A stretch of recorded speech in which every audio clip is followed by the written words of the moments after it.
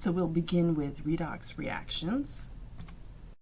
What we mean by redox reactions, it's a reduction and oxidation reaction. If we're going to be specific, we really should be writing the O as a capital O. Let's see if I can't kind of demonstrate.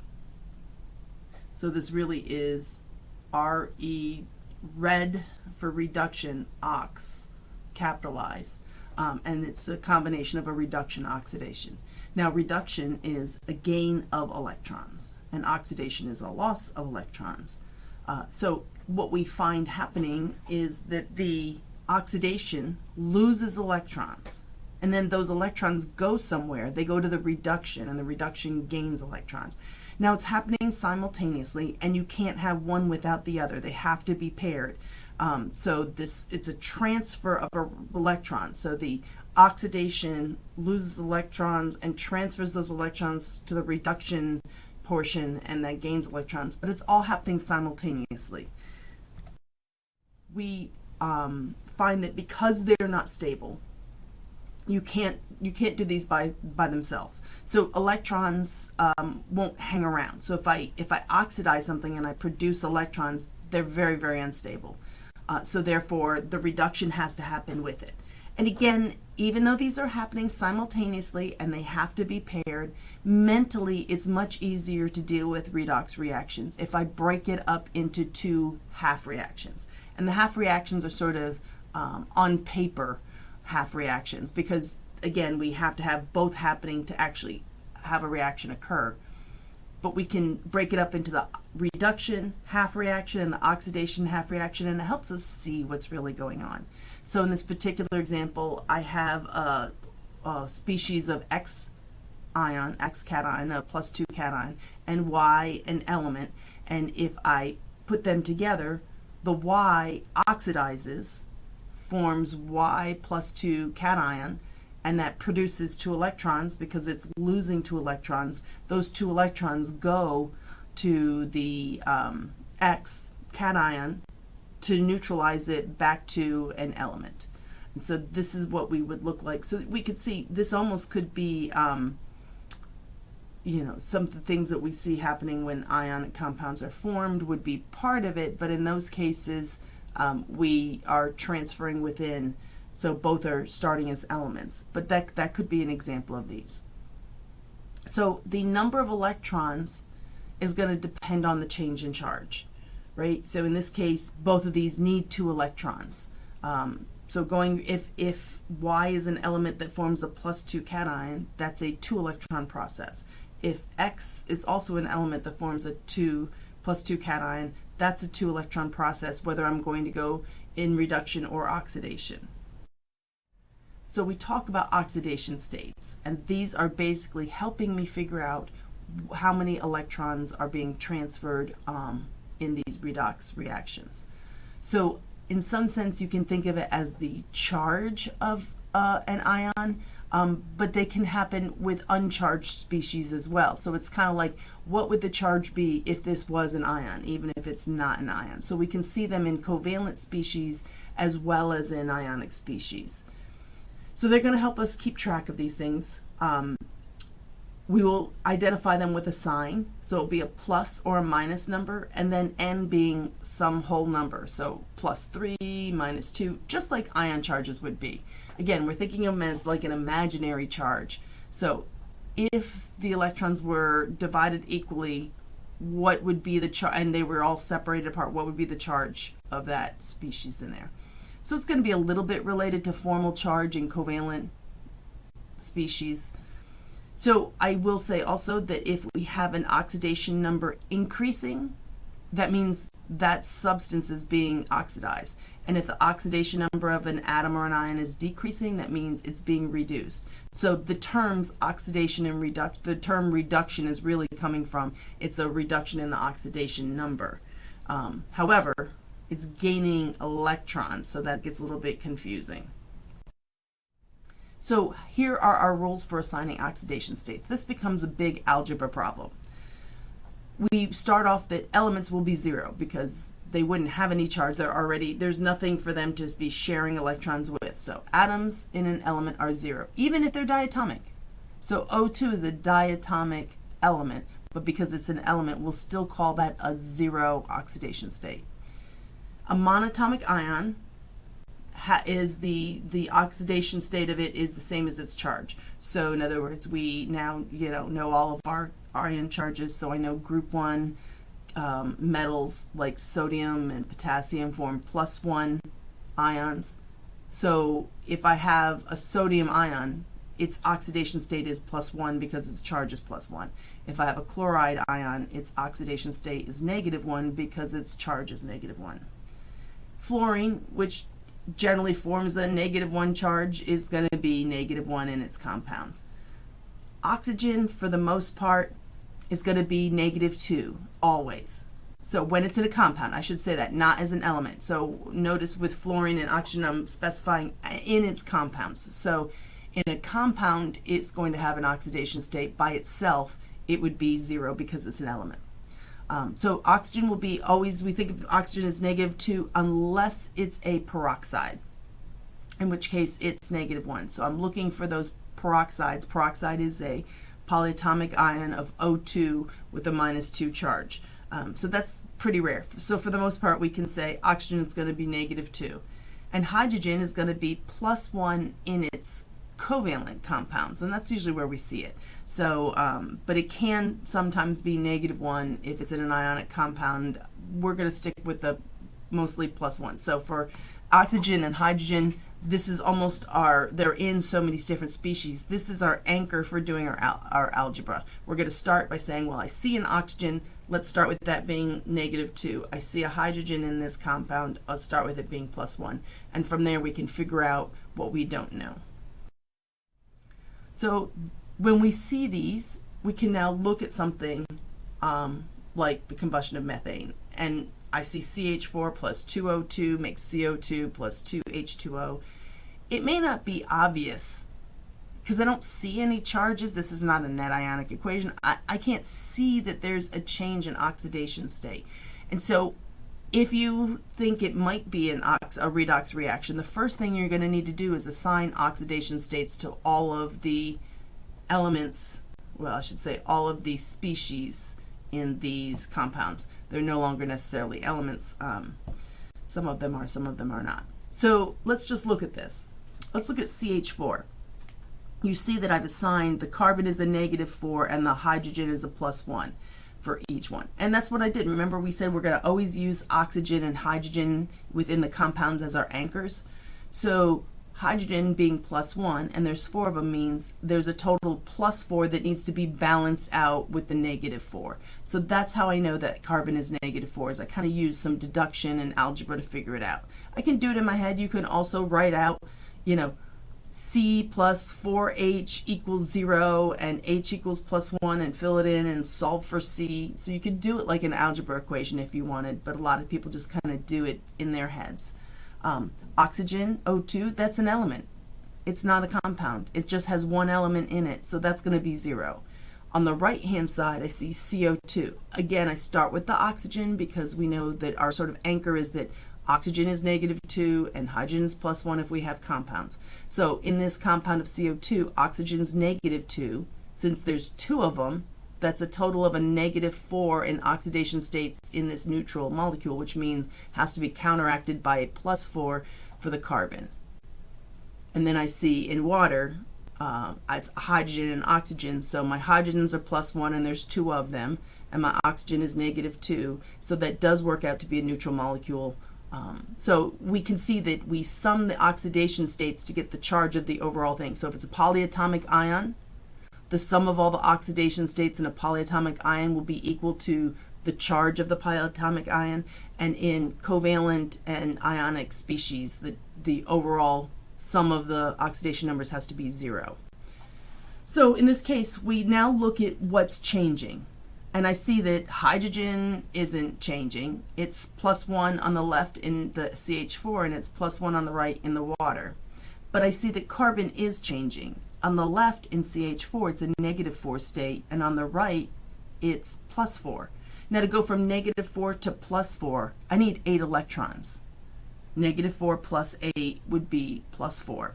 So that's where, and because it's increasing, I see I need the electrons on, that this is going to be releasing as it's going on. So this is an oxidation because it's increasing in oxidation number.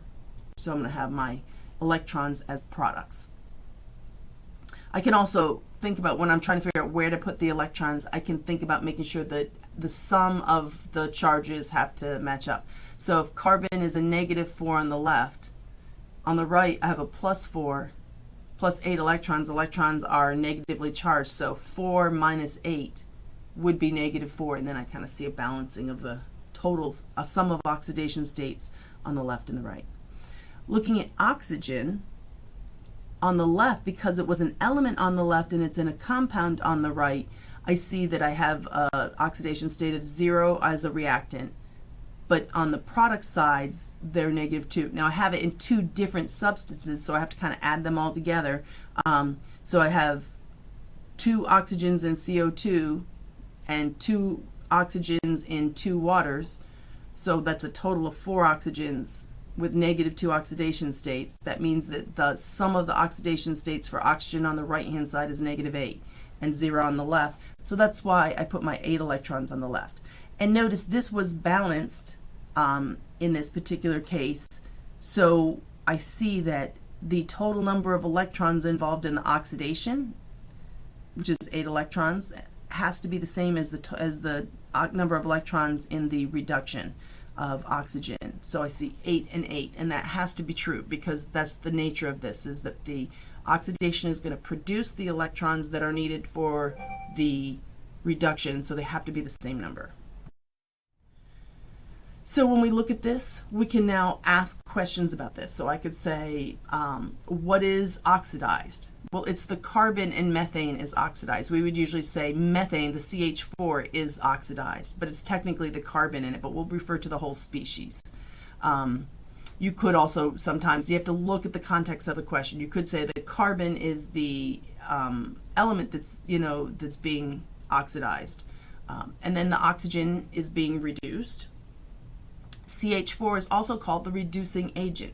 So in other words, whatever is being oxidized is the thing, the helper or agent for what's being reduced. So methane, because it's being oxidized, is a reducing agent. When we think about the word agent, it's always going to be doing the opposite process. So methane is needed to be the helper for the oxygen reduction. Therefore, methane is the reducing agent. Similarly, oxygen is the oxidizing agent, meaning without oxygen, you couldn't oxidize methane. So it's the oxidizing helper or oxidizing agent. Again, what is easiest to do is to say, if you were asked what is the reducing agent, is to think in terms of the opposite process. The reducing agent is the reactant that's oxidized. The oxidizing agent is the reactant that's reduced. And again, notice when we talk about reducing agent and oxidizing agent, I have to talk about the entire substance that it's in. Technically, it's the carbon that is the really doing the work, but I don't say carbon is the reducing agent. I say CH4 is the reducing agent and O2 is the oxidizing agent.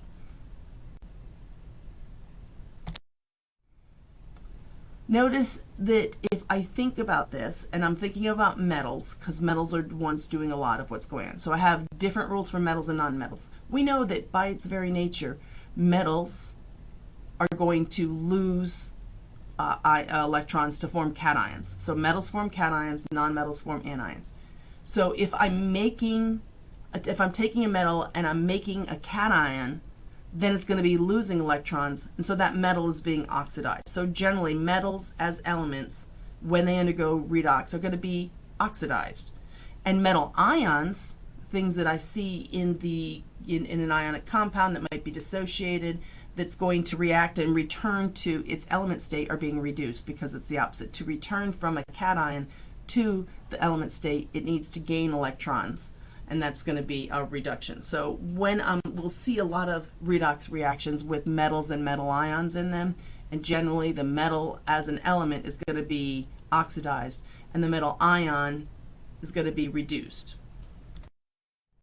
So we can kind of look at these. I want you to practice thinking about which ones of them are reduction oxidation reactions. Remember, to identify it's a reduction or oxidation reaction, I basically have to assign oxidation states to everything and look to see did any of them change. If none of them changed, it's not a reduction oxidation reaction.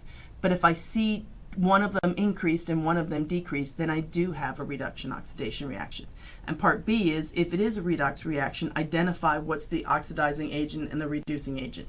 Remember, the oxidizing agent is the substance that's reduced or gained electrons, and the reducing agent is the substance that's oxidized, the one that and I can also think about the oxidation states. Remember, things in terms of oxidation is losing electrons. Oxidation is also an increase in oxidation state. Reduction is gaining electrons. Reduction is also lowering, a decrease in oxidation state. So start by assigning the numbers, the oxidation states, and then looking for what's happening. Here we go with some answers. So note this is a little bit overwhelming, but I've assigned the oxidation states. I see that zinc is an element, so it's going to be a 0. I see in HCl, we always say that H is going to be +1, which means that by default, chlorine has to be -1 in order to balance it out. Additionally, if chlorine had made an ion, it would have made a -1 ion. When I see ZnCl2, zinc chloride, the chlorine is a -1, and zinc only can form a +2. I know this is an ionic compound because I see a metal and a nonmetal, and I know zinc must be a charge of +2 because it's its only possibility, and chlorine is -1. And then on the hydrogen, that's an element, so it's going to be 0. And so I see what's going on is that the zinc is going from 0 to +2. It's oxidized. It's also the reducing agent. And the hydrogen is going from +1 on the reactant side to 0 when it becomes an element on the product side. So H is reduced. It's also, we could say that H2, the species that has the H in it, is the oxidizing agent. When I look at the second one, if I've assigned all my charges, in Cr2O7 -2, I know that the oxygen's -2. There's 7 of them. That's a total of -14. But I need a -2 charge to end up with. So I basically need the Cr2 to be a total of +12. Again, you could do this using algebra. So that turns out to be +6. And when I'm done, I can basically take the oxidation state times the subscript and add all those up. And I should get either neutral, 0 if it's a neutral substance, or whatever the charge of the ion is. So 6 times 2 is 12, -2 times 7 is -14, 12 minus 14 is -2.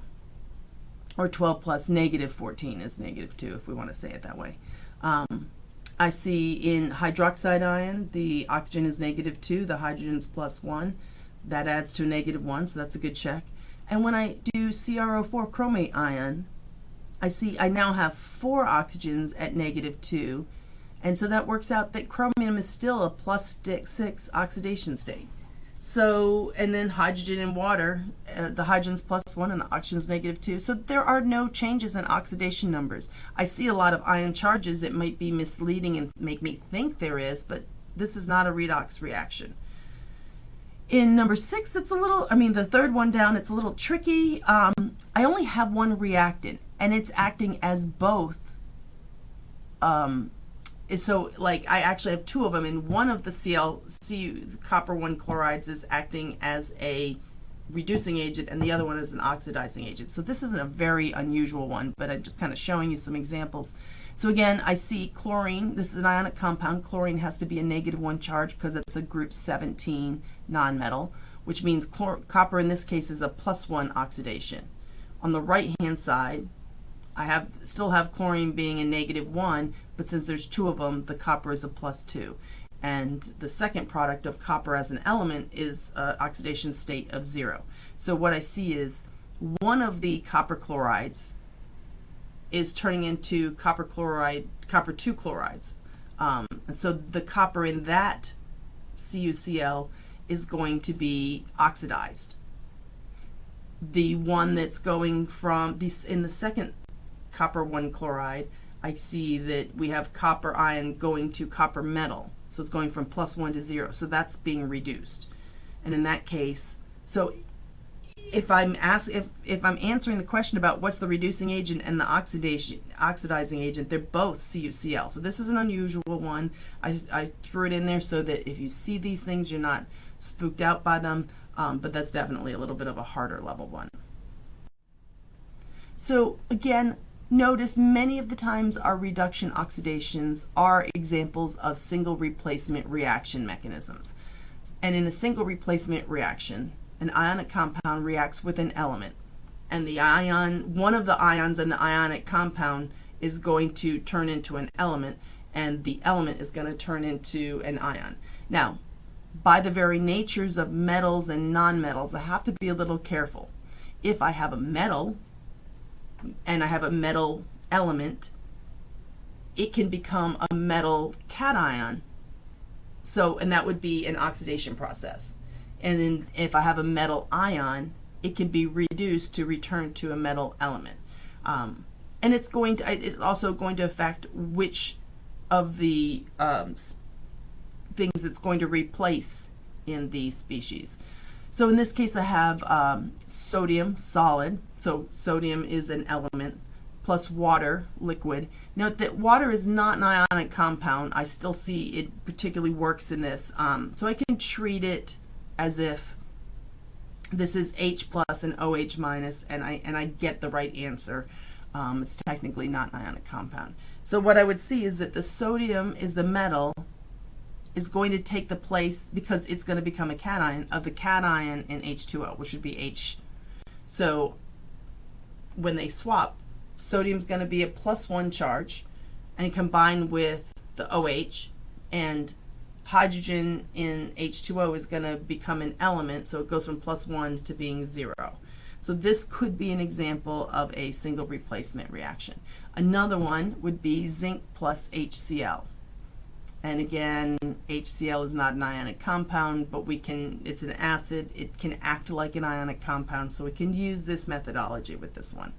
So zinc is the metal, that's the element, and it can form a cation, so it can undergo oxidation, which means I have to look for what could undergo reduction in HCl. So zinc would become a cation, so it's going to replace the cation in HCl, and if we treat it as an ionic compound, then H would be the cation in HCl. So H is going to be replaced. It's going to be the one that becomes an element. Its elemental form is H2. So I do have to put it in diatomic form because I have to remember hydrogen is one of the 7 diatomic elements.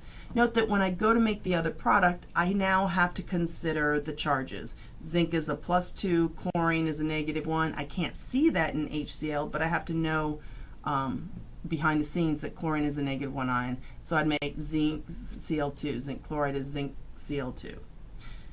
For the sodium, it makes a +1 cation, and if I am taking the proton out of water, then I will be left with hydroxide, would be the anion. If I treat water as a ionic compound, I have to think of it as being H plus with hydroxide ion, and I get NaOH. Notice neither one of these is balanced. That's not the point. The point is you figure out the products, then you balance it. Just to point out that the only way a single replacement reaction is going to occur is if the metal that's being oxidized has higher activity. It's more favorable to oxidize that metal than it is to oxidize the metal that's already been oxidized. So the cation in the ionic compound has already been oxidized into an ion form. And if it has a higher standard reduction potential, then we won't see this happening. So this is just simply to say that you have to consider either something called activity or the standard reduction potential to determine if the reaction really will occur or not. And this is something you'll get into a little bit more in Chem 122. Here's an example. Aluminum plus cobalt chloride. This is cobalt with a +2 charge because chlorine has a -1 charge. So this is aluminum plus cobalt 2 chloride. And when I look at my things, I have to think, okay, I see the metal element is aluminum. And because it's a metal element, it will replace whatever the metal ion is. In this case, that's cobalt. In this particular case, it probably should be clear to say that this cobalt is cobalt and 2+. It's not, I said ion here, but I didn't write the charge. And I want to determine what will aluminum's new charge be using my ion tables. I know that aluminum, I have to remember, when it forms an ion, is going to be an aluminum +3. And then I use those charges to determine the subscripts. I'm going to have to, so as I see here, so cobalt is now going to become an element. So I just write CO for the element. It's going to, we're swapping places with the aluminum. So it was an ion, it's going to become the element. It's the one that's going to be reduced. And then I figure out that the chemical formula when I pair aluminum cation with chlorine is going to be AlCl3 because aluminum forms a +3 cation. And then I can balance it. This is not balanced. When I look at Cl2 and CaI2, the element in this reaction is chlorine. And chlorine is a nonmetal element. So nonmetal elements, they're not going to oxidize, they're going to reduce. They need to, if I want to form an ion of chlorine, I need to add electrons. So it can replace the, that's interesting how that worked. So it can replace the nonmetal ion. In this case, it's going to be, it's replacing iodine. Iodine's now going to become an ion. And now I need to figure out its new charges. So iodine, and I have to remember iodine, even though it's non-metal, when it forms an element, it's a diatomic element, so I got to make sure it's I2. And then calcium is a +2 ion because it's in group 2. And chlorine, when it makes an ion, will be a -1 ion, so it will be CaCl2. And from those I can determine, so now I have my products, I have the right subscripts, now I can go about balancing it. When you're doing single replacement, a couple of things that will help. One, figure out which one is the element. Then determine which thing it's going to replace, which is going to replace the cation. And again, if it's a metal, it's going to replace the cation. If the element is a nonmetal, it's going to replace the anion in the ionic compound. Then I'm going to figure out the charges of, so my ion that's in my ionic compound will become an element. I write what is its elemental form, being careful about diatomics, and then I take the element and I figure out what its charges will be as an ion, pair it with the other ion that was in the ionic compound, the one that doesn't change, and I'll have to determine what the subscripts are and then balance the reaction. Now sometimes we have some of these, like what if I had something like iron as the element and it's going to be oxidized, but iron can oxidize to be +2 or +3. So I'm going to have to look for extra information. I wouldn't know on my own which one it's going to form.